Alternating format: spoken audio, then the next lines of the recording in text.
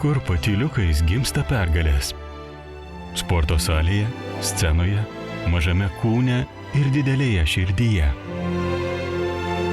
Kažkas pulsą matuoja tvinksniais, kažkas įstrigusio laiko tiksėjimu. Laikas čia kitoks. Jis senka lėčiau, tačiau vertas yra daugiau. Lietuvoje per metus onkologinę diagnozę išgirsta apie 100 vaikų. Tiek šeimų susipažįsta su kitokia realybė. Realybė, kurios nenusipelno nė vienas, tačiau dėl jos gimsta nenugalima viltis.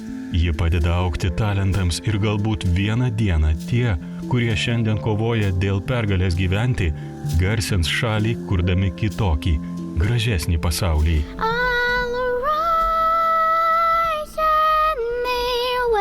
Galbūt vieną dieną šis balsas aidės dar garsiau, o atkovotos jėgos neš toliau nei įmanoma įsivaizduoti.